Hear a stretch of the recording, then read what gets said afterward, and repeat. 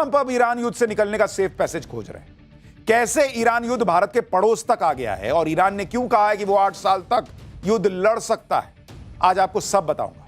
Iran ऐसे कौन से हमले कर रहा है जिसके बारे में अमेरिका तक ने नहीं सोचा था। यूएई क्यों इस युद्ध से अलग हो गया है, कैसे ट्रंप के साथी उनका साथ छोड़ते चले जा रहे हैं, ट्रंप ने कौन कौन से बड़े ब्लंडर कर दिए हैं। देखिए ईरान युद्ध कैसे अमेरिका के हाथ से निकलता जा रहा है और भारत के पड़ोस तक युद्ध पहुंच गया है। आप उसको देखिए, आप देखिए कि कितने देश ईरान युद्ध से प्रभावित हो रहे हैं। भाई ईरान ने अब तक मिडिल ईस्ट के करीब 14 देशों में अमेरिकी ठिकानों पर अपनी मिसाइलें दाग दी हैं, ड्रोन फोड़ दिए। Israel, Iraq, Saudi Arab, UAE, Qatar, Kuwait, Bahrain, Jordan, Oman, Cyprus और अजरबैजान में ईरानी मिसाइलों ने जमकर तबाही मचाई।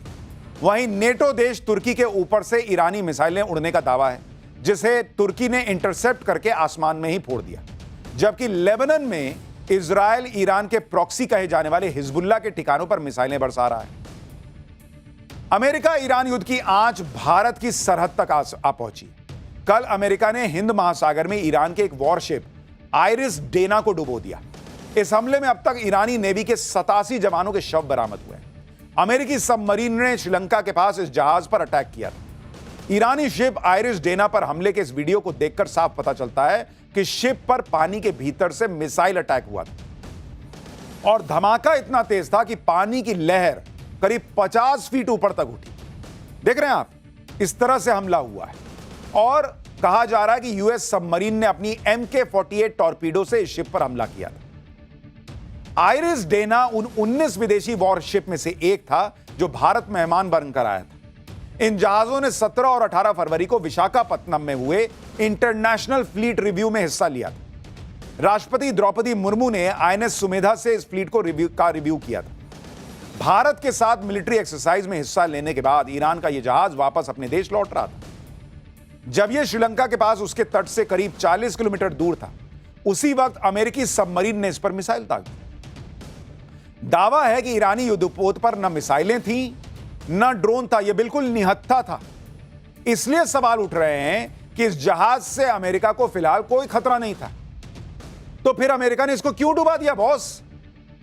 अमेरिका जो हरकतें कर रहा है, आपको शोले फिल्म का वो गब्बर सिंह याद आ जाएगा बॉस, कि उसने ठाकुर के घर परिवार में निहत्थे बच्चों तक को मार दिया था और सोच रहा था मैंने बहुत तूफानी काम कर दिया।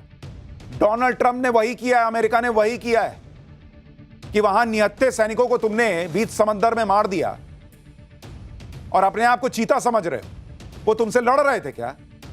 वो तो बेचारे वहां से वॉर एक्सरसाइज करके वापस लौट रहे थे और उनको मार दिया तुमने अपनी पब्लिक को दिखाने के लिए, सोशल मीडिया पे वाहवाही लूटने के लिए कि देखो मैंने ईरान का एक और जहाज मार दिया।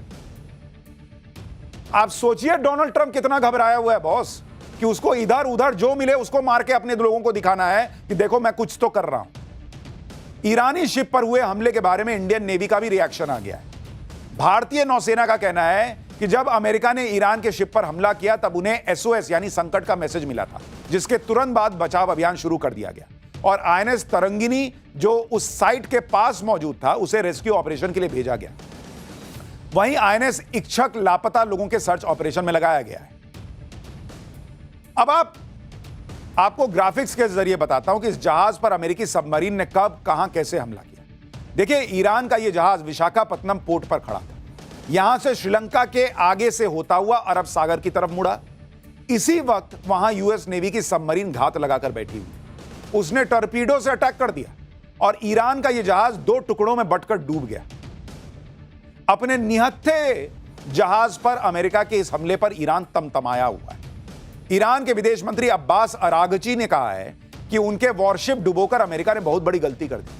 उन्होंने धमकी दी है कि अमेरिका ने जो कदम उठाया है ना, उसका अंजाम उसे आगे चलकर भुगतना होगा। अरागची ने कहा है कि यह हमला ईरान के तट से करीब 3000 मील दूर अंतर्राष्ट्रीय समुद्री इलाके में हुआ। उनके मुताबिक उस समय यह जहाज भारत की नौसेना के मेहमान के तौर पर वहां मौजूद था और उस पर करीब 130 नेवी ऑफिसर तैनात थे। अब ईरान की धमकी का ट्रेलर दिखना शुरू हो गया है। IRGC यानी ईरान रिवोल्यूशनरी गार्ड कॉर्प्स ने दावा किया है कि उसने अमेरिकी ऑयल टैंकर पर हमला करके उसे तबाह कर दिया। ईरान का कहना है कि यह जहाज हॉर्मुज स्ट्रेट को पार करने की कोशिश कर रहा था, जिसे ईरान ने फिलहाल बंद कर रखा है। यानी ईरान ने हॉर्मुज स्ट्रेट से किसी भी जहाज के आने जाने पर पाबंदी लगा रखी है। लेकिन इस अमेरिकी जहाज ने ईरान की धमकी को हल्के में लिया और अब वो धीरे धीरे पानी में डूब रहा है। और ईरान हर वो जवाब दे रहा है जिसकी शुरुआत अमेरिका कर रहा है। भाई, इंटरनेशनल वाटर में तुम मार रहे हो, निहत्थे लोगों को मार रहे हो, तो ईरान कह रहा है कि तुम अगर नियम नहीं मानते तो मैं कौन सा युद्ध का नियम मानूं, फिर मैं मारूंगा तुमको। और ईरान न सिर्फ अमेरिकी टैंकर पर हमले कर रहा है, बल्कि उसकी प्लानिंग तो इससे भी ज्यादा बड़ी है। ईरान ने धमकी दी है कि वो इजरायल के न्यूक्लियर पावर सेंटर डिमोना पर हमला कर सकता है। डिमोना न्यूक्लियर साइट को आधिकारिक तौर पर Shimon Peres Negev nuclear research centre कहा जाता है। यह इजरायल के नेगेव रेगिस्तान में एक बेहद गुप्त परमाणु केंद्र बताया जाता है। कहा जाता है कि यहीं पर इजरायल के परमाणु बम रखे हुए हैं और इसे इजरायल की परमाणु बम फैक्ट्री कहा जाता है। इसी पर ईरान कह रहा है कि लोग कह रहे हैं कि ईरान हमला कर सकता है। ईरान के एक सैन्य अधिकारी ने कहा कि ईरान इजरायल की डिमोना न्यूक्लियर साइट पर हमला करने की धमकी दे रहा है। इजरायल की इस न्यूक्लियर साइट का ऑफिशियल नाम Shimon Peres Negev nuclear research centre है, जो नेगेव रेगिस्तान में डिमोना शहर से करीब 13 किलोमीटर की दूरी पर बना हुआ। दावा किया जाता है कि इजरायल ने 1958 में फ्रांस की सीक्रेट हेल्प से यह परमाणु रिसर्च सेंटर खोला था। ईरान के लिए इस न्यूक्लियर सेंटर को निशाना बनाना इसलिए मुश्किल है क्योंकि दावा है कि यह जमीन के अंदर करीब 100 मीटर की गहराई में है। इस एरिया को इजरायल ने पहले ही नो फ्लाई जोन घोषित कर रखा है। परमाणु सेंटर की सुरक्षा के लिए इजरायल ने 3 लेयर की सिक्योरिटी बना रखी है, जिसमें शक्तिशाली आयरन डोम, एरो 3 और David's sling air defence system शामिल है। ईरान ने अमेरिका की नींद उड़ा रखी है बॉस, इजरायल की नींद उड़ा रखी है। अमेरिका के खतरनाक फाइटर जेट F-15 को मार गिराने का फिर से दावा किया है।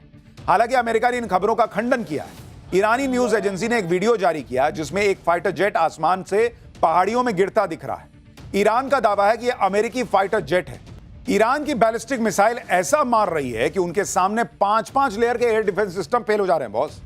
आप देखिए कि ईरान की मिसाइलें इजरायल के एयर डिफेंस को चकमा देते हुए अपने टारगेट को तबाह कर दे रही है। जो बम फूट रहा है ऐसे ही फूट रहा है भाई। ईरान इसके लिए जी जान लगाए हुए। आप वीडियो देखिए, ईरान की एक बैलिस्टिक मिसाइल को रोकने के लिए इजरायली एयर डिफेंस सिस्टम की 2 मिसाइलें लॉन्च होती हैं, लेकिन ईरान की मिसाइल इजरायल की दोनों मिसाइलों को छकाते हुए तेल अवीव में अपने टारगेट को फोड़ देती है।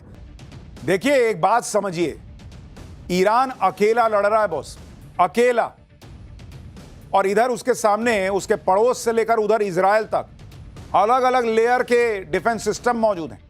फिर भी वो इजरायल को भी फोड़ रहा है और जो लोग अमेरिका का साथ दे रहे हैं, जो देश, उनको भी फोड़ रहा है। ईरान अगर इजरायल पर 10 मिसाइल मारता है ना, तो उसमें से 1 या 2 ही मिसाइल जाकर वहां गिर पाती है, और वो ईरान के लिए बहुत बड़ी कामयाबी है। क्यों, मैं आपको बताता हूं।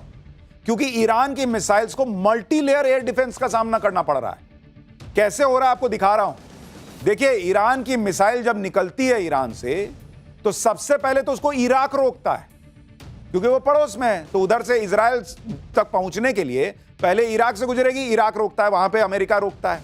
इराक में अमेरिकी पेट्रियट डिफेंस सिस्टम इन मिसाइलों को रोकता है। यहां से जो मिसाइल बच गई, मान लीजिए 10 छोड़ा, 2 बर्बाद हो गई, 8 निकली, वो आगे जाती है, आगे सीरिया और जॉर्डन के एयर स्पेस में इंटर करती है। जॉर्डन भी ईरान की मिसाइलों को इंटरसेप्ट करता है, और इस समय तक इजरायल के फाइटर जेट्स मिसाइलों को नष्ट करना शुरू कर देते हैं, क्योंकि बगल में तो है नहीं, यहां से निकले 5 मिनट में पहुंच गए। पहले जैसे ही निकलता है इराक के ऊपर 2-4 फोड़े, वहां से मैसेज चला जाता है कि भाई बाकी बच गया, तेरे तरफ आ रहा है। जैसे ही वो पता चलता है कि आ रहा है, इजरायल अपने फाइटर जेट उड़ा देता है और रास्ते में नष्ट करना शुरू करता है। इसके बाद भी कुछ मिसाइल इजरायल बॉर्डर तक पहुंची जाती। इन मिसाइलों को मेडिटेरेनियन सी में तैनात अमेरिकी नेवल शिप रोकती है। फिर इसके बाद भी कुछ मिसाइल इजरायल की सीमा में दाखिल होती है। अब जो इजरायल पहुंच गई, उसके लिए ऐसा नहीं कि गया पहुंच गया अब मारता हूं मैं, वहां 5 लेयर का एयर डिफेंस सिस्टम अलग एक्टिव कर रखा है Israel. Arrow missile system, third missile system, Patriot system, David Sling system, Iron Dome system, ये 5 लेयर है वहां पे बॉस। इन सब के बाद भी कुछ ईरानी मिसाइलें इजरायल पर गिर रही हैं, तेल अवीव और हाइफा जैसे शहरों को नुकसान पहुंचा रही हैं। आप सोच रहे हैं बॉस, ईरान का जज्बा देखिए आप। उसको पता है कि सब घेर के मार रहे हैं, लेकिन लड़े जा रहा है, क्योंकि वो कह रहा है कि तुमने सोच लिया कि मेरे पास परमाणु बम है, इसलिए मैं मर जाऊं। तुमको लगता है कि मेरे यहां लोग जो है सत्ता परिवर्तन चाहते हैं, इसलिए तुम घुस के हमारे सुप्रीम लीडर को मार दोगे, इसलिए मैं मर जाऊं। ये ईरान नहीं बर्दाश्त कर रहा और वो लड़ रहा है सबसे। ईरान की मिसाइलों को 9 लेयर का एयर डिफेंस सिस्टम का सामना करना पड़ता है। इतने तगड़े एयर डिफेंस सिस्टम के बाद भी ईरान की मिसाइलें इजराइल में तबाही मचा रही हैं, तो ये ईरान के लिए बड़ी कामयाबी है। और इसलिए अमेरिका और इजराइल दोनों जो है ना अलबलाए हुए हैं, ट्रंप अलबलाए हुए हैं, क्योंकि उन्होंने सोचा नहीं था कि ईरान ये कर देगा। और इस अलबलाहट में उनको जो सामने दिख रहा है उसको फोड़ने की कोशिश कर रहे हैं। अमेरिका और इजराइल ईरान पर 3 तरफा हमले कर रहे हैं, एक जमीन से, दूसरा आसमान से, तीसरा समंदर से। यह अमेरिकी नेवी के वॉरशिप का वीडियो देखिए, एक के बाद एक मिसाइलें लॉन्च हो रही हैं। बताया जा रहा है कि तेहरान को तबाह करने के लिए अमेरिका अपनी खतरनाक मिसाइलों का इस्तेमाल कर रहा है, जिससे ईरान को ज्यादा से ज्यादा नुकसान पहुंचाया जा सके। अपने ऊपर हो रहे हमलों से इजराइल से लेकर अमेरिकन एलाइज जो हैं वो इतना परेशान हो गए कि वो ईरान को एकदम मिट्टी में मिला देने पर आमादा है। तो भाई एक बात बताओ, तुम तो कह रहे थे कि तुम वहां लोगों के लिए सत्ता परिवर्तन करना चाहते हो। जब पूरा घर ही मिट्टी में मिला दोगे तो मेन डोर का लॉक चेंज करोगे। मेन डोर के पीछे जब कुछ बचा ही नहीं, पूरा घर तुम मिट्टी में मिला दिए, फोड़ दिए, तबाह कर दिए, तो मेन डोर का लॉक क्या चेंज कर रहे हो? जब मासूम लोगों को मार ही दिए तो किसके लिए ये सब कर रहे हो? आप सोचिए अमेरिका की सनक क्या है, उसको खुद नहीं पता वो क्यों कर रहा है।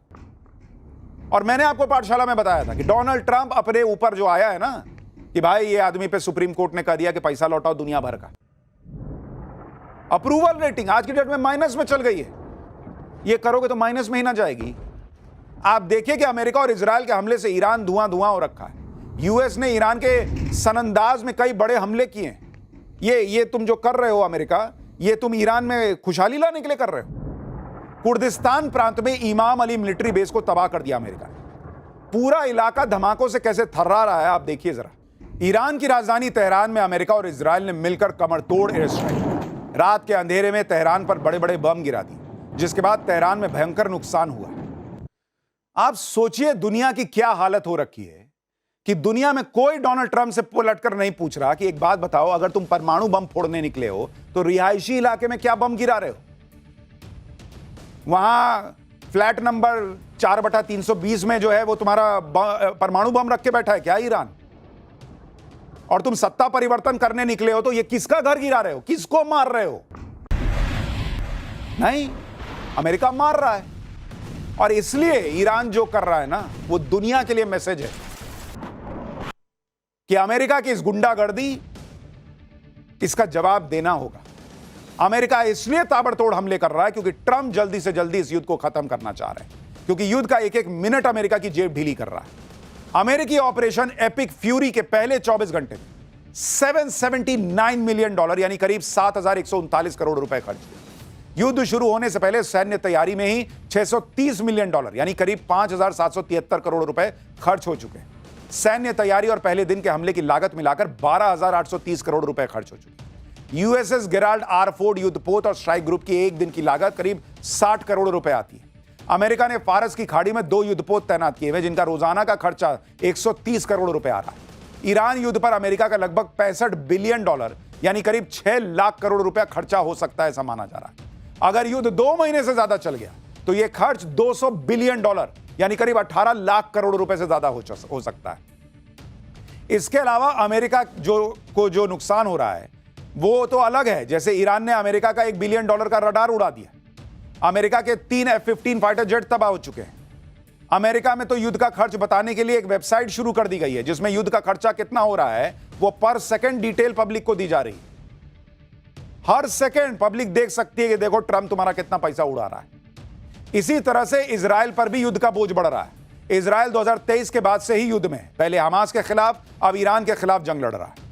ईरान युद्ध में इजराइल का वीकली खर्चा 27,000 करोड़ रुपए से ज्यादा है। युद्ध की वजह से इजराइल की इकोनॉमी को वीकली यानी हर हफ्ते 13,700 करोड़ रुपए से ज्यादा का नुकसान हो रहा है। अमेरिका को यह भी नहीं पता कि जिस युद्ध में इतना खर्च हो रहा है वो युद्ध कितने दिन चलना है, उसको हासिल क्या होना है। यूएस सेंट्रल कमांड ने पेंटागन को रिक्वेस्ट भेजी है, ज्यादा इंटेलिजेंस अधिकारी भेजने की मांग की है जो 100 दिन तक ईरान युद्ध को सपोर्ट कर सके। ट्रंप को समझ आ रहा है कि बिना फंडिंग के युद्ध नहीं लड़ पाएंगे वो। इसके लिए ट्रंप ने अमेरिकी कांग्रेस से फंड की डिमांड की कि लाओ यार पैसा तो उधर मारना है। ट्रंप ने अमेरिकी कांग्रेस से $50 बिलियन यानी करीब 4.5 लाख करोड़ रुपए से ज्यादा का इमरजेंसी फंड मांगा है। ट्रंप की डिमांड पर अमेरिकन कांग्रेस ने कहा कि वो इमरजेंसी फंड जरूरत पड़ने पर पास करेंगे। अमेरिकी कांग्रेस के मुताबिक इमरजेंसी फंड का प्रस्ताव वो सही तरीके से पास करेंगे। यानी यहां भी ट्रंप फंस गए क्योंकि कांग्रेस कह रही है कि वो सही तरीके से फंड देगी, ट्रंप की तरह नहीं कि एक साइन कर दो और जो चाहे फैसला कर लो। ट्रंप जिस तरह की सनक दिखा रहे हैं उसका अमेरिका में खुलकर विरोध हो रहा है। ट्रंप खुद को पीस प्रेसिडेंट कहते हैं, लेकिन अमेरिका में लोग अब खुलकर ट्रंप को वॉर मॉन्गर कह रहे हैं और ईरान के खिलाफ हो रहे युद्ध का विरोध कर रहे हैं। आप तस्वीरें देखिए, अमेरिकी संसद में आर्म्ड फोर्स से जुड़े मामले की सुनवाई के दौरान हंगामा हो गया। संसद के अंदर ही पूर्व अमेरिकी मरीन सैनिक ब्रायन मैकगिनिस ने ईरान युद्ध का प्रोटेस्ट कर दिया। वो कह रहे थे कि हमें इजराइल के लिए युद्ध नहीं लड़ना चाहिए। इसके बाद पूर्व अमेरिकी सैनिक को जबरन बाहर निकाल दिया गया। ट्रंप की रिपब्लिकन पार्टी के सीनेटर टिम शीडी भी पूर्व सैनिक को धक्का देकर बाहर निकालने लगे। सुरक्षा कर्मियों ने उसे जबरन बाहर निकालने की कोशिश की, जिसमें उसका हाथ टूट गया। लगभग 20 से 30 सेकंड तक पुलिस और सीनेटर उन्हें दरवाजे से बाहर निकालने की कोशिश करते रहे। इसी खींचतान के दौरान उनका हाथ दरवाजे में फंस गया और टूट गया। ईरान युद्ध पर हो रहे बेहिसाब खर्च पर अमेरिका में जमकर पॉलिटिक्स हो रही है। अमेरिकी सेनेटर बर्नी सैंडर्स ने ईरान युद्ध के लिए ट्रंप को आड़े हाथों लिया है। बर्नी सैंडर्स कह रहे हैं कि हमने पहले ही पेंटागन को $1 ट्रिलियन दे रखा है, अब ट्रंप को $500 बिलियन फिर चाहिए। ट्रंप ने ईरान में जो युद्ध शुरू किया है उसके लिए ज्यादा पैसे मांग रहे हैं। इसका जवाब है नो। हमें अमेरिकी पब्लिक पर पैसा खर्चा करना चाहिए कि न कि अंतहीन युद्ध में। यानी डोनाल्ड ट्रंप के पास के सामने दो मुसीबत है। एक, उनके महंगे महंगे हथियार खत्म हो रहे हैं, दूसरा उनका पैसा खत्म हो रहा है। और डोनाल्ड ट्रंप कह रहे हैं कि मैं सैनिक भेज दूंगा। क्यों? तुम्हें अपने हथियारों के पैसे बचाने हैं तो तुम सैनिक भेजोगे, क्योंकि उनके जान की कीमत नहीं है। डोनाल्ड ट्रंप को पता है कि उनके परिवार का तो कोई नहीं मरेगा। डोनाल्ड ट्रंप तो भाई प्रेसिडेंट है, बॉस, उनको क्या होना है। जाओ सैनिक, तुम मरो, तुम लड़ो, तुम मरो, कम पैसे में लड़ना। यह अमेरिका का हाल है। यानी ट्रंप बुरी तरह से फंसे हुए हैं। ईरान युद्ध ट्रंप के गले की फांस बन गया है। आप देखिए कि ट्रंप की अप्रूवल रेटिंग अपने सबसे निचले लेवल पर चली गई। ट्रंप की अप्रूवल रेटिंग आप देखिएगा, आज की डेट में डोनाल्ड ट्रंप